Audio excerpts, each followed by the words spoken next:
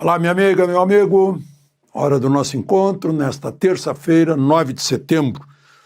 Hoje é um dia em que a principal notícia está ligada às redes sociais. Houve uma revolta no Nepal por causa de rede social. E eu estou revoltado aqui por causa de gente que usa o meu nome e a minha imagem. E agora, uma dessas pessoas que usa Alexandre Garcia, o meu lugar no YouTube, o meu site é Alexandre Garcia Oficial, tudo junto. E ele usa o oficial sem as vogais. E agora o pior é que ele está vendendo adesivo usando o meu nome. Usando a minha imagem, a minha foto, sem nenhuma autorização, é claro. Ele está sendo assim uma espécie de proxeneta do meu trabalho. Põe lá pequenininho que é fã-clube de Alexandre Garcia. Como assim? Eu falei com muita gente que estava seguindo essa pessoa e que me disse que tinha certeza que estava me seguindo. Parentes, amigos, vizinhos. Estavam sendo enganados por essa pessoa. Isso é desonesto, obviamente. Estou denunciando isso. E, se possível, entrando por meios jurídicos para fazer com que tudo aquilo que ele ganhou usando o meu nome e minha foto seja destinado a 4 creches para as quais eu colaboro aqui em Brasília. Né? Bom, lembre-se de se inscrever e ao final de deixar o gostei ou não gostei.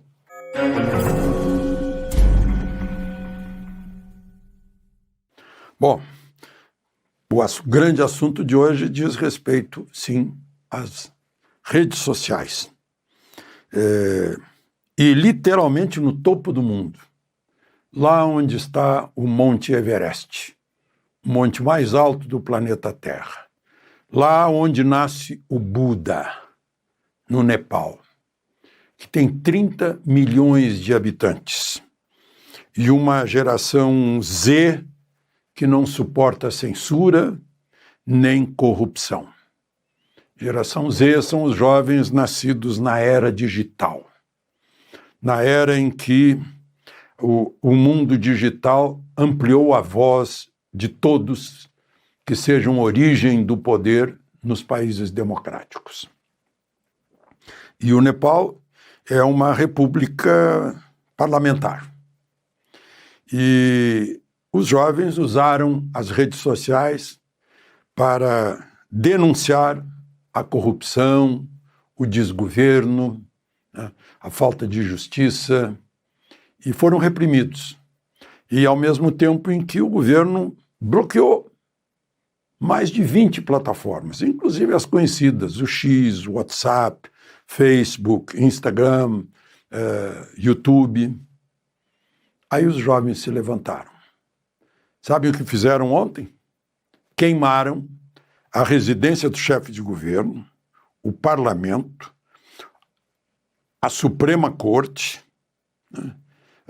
Perseguiram os políticos que estavam indiferentes a tudo isso, estavam só tratando da vida deles, com egoísmo. Os jovens ensinaram o que é uma revolta popular na busca de liberdades. A mulher do primeiro-ministro chegou a morrer queimada dentro da residência oficial. Claro que o primeiro-ministro renunciou. Claro que o primeiro-ministro é do Partido Comunista Marxista, né? Que é um partido que não suporta liberdades. Nepal gritou lá de cima para o mundo inteiro ouvir. Enquanto isso, a porta-voz do presidente Trump, a Leavitt, ao ser perguntada, disse que o governo Trump dá a maior importância à liberdade de expressão e que não há nenhuma hesitação em usar o poder econômico dos Estados Unidos, o poder militar dos Estados Unidos, para garantir a liberdade de expressão em qualquer lugar do mundo. É outro recado que vem lá da Casa Branca. Hoje amanheceu com uma postagem da Embaixada dos Estados Unidos na rede social, nas redes, repetindo uma manifestação de véspera e dizendo que nosso apoio ao povo brasileiro para preservar a liberdade e a justiça.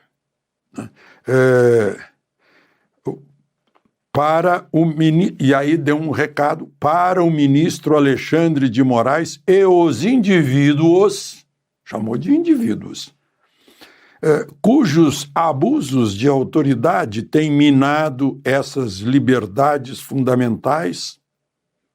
Aí é um aviso. Continuaremos a tomar as medidas cabíveis. Em outras palavras, virão mais medidas. Bom, e teve a continuação, a retomada do julgamento de Bolsonaro, né, um grupo de 7. Tudo previsível, né? Vocês, claro que sabem disso, eu já disse aqui, não vale a pena acompanhar, a gente já sabe o resultado.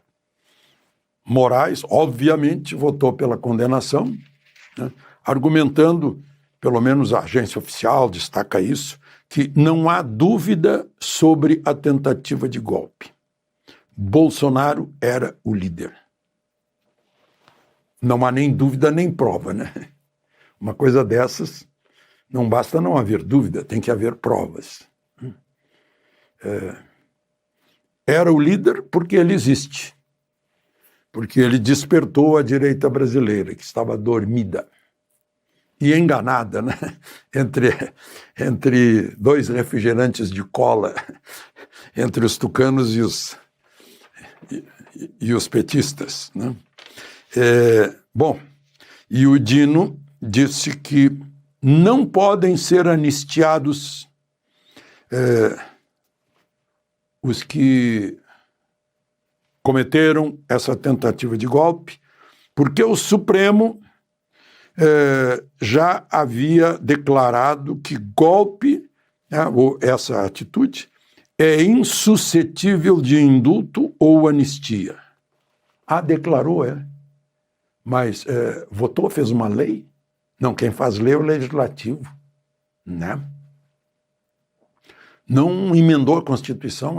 A Constituição, no artigo 48, continua dizendo que é competência do Congresso Nacional, compete ao Congresso Nacional, com a sanção do presidente da República, a concessão de anistia. Quem quiser conferir, está lá no artigo 48 da Constituição, inciso 8º. Com a sanção do presidente.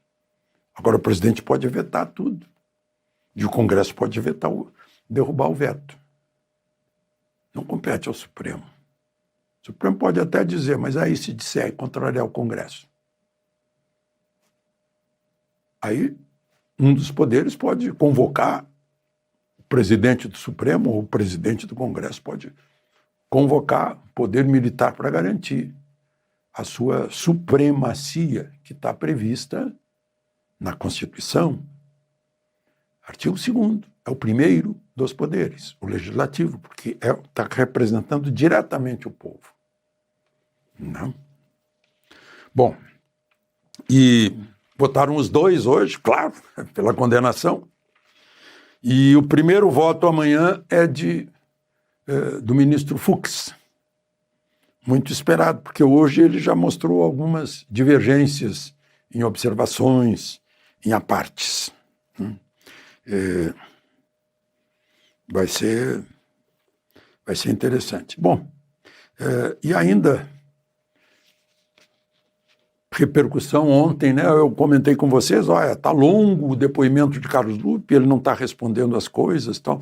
Teve uma pergunta do senador Isalci Lucas, e eu conheço o senador Isalci há 40 anos. Se ele perguntou isso é porque ele sabe disso. Ele descobriu que cerca de 500 mil crianças e adolescentes que são beneficiários do INSS por causa de doenças como síndrome de Down, paralisia cerebral, atrofia muscular, esquizofrenia, tiveram seus nomes usados para a contratação de empréstimos consignados, usando o nome dessas crianças. E o ministro Carlos Lupe disse que não sabia disso. Gente, é muito maior do que se imaginava. É gigantesco, é amazônico. Além de usar idosos, usava crianças doentes. Meu Deus, essas mentes que fizeram isso são mentes doentias. Do mal, da crueldade, da desonestidade, da imoralidade, da falta de ética. É gente que convive entre nós, está dentro do Estado brasileiro, porque conseguiram fazer isso dentro do Estado, passando por todos os supostos filtros. Não é? É seríssimo, seríssimo. Juventude é da geração Z. Essa juventude acordou porque dispõe da rede social para se informar. Não fica mais pendurado em decisões que são tomadas em reuniões de pauta da grande mídia para saber o que o povo deve ou não deve saber. Isso já está rompido. Por isso que querem fazer como o Nepal fez, né, e cancelar a rede social, que faz mal para o autoritarismo, o absolutismo. Faz muito bem para a democracia. De Brasília, Alexandre Garcia.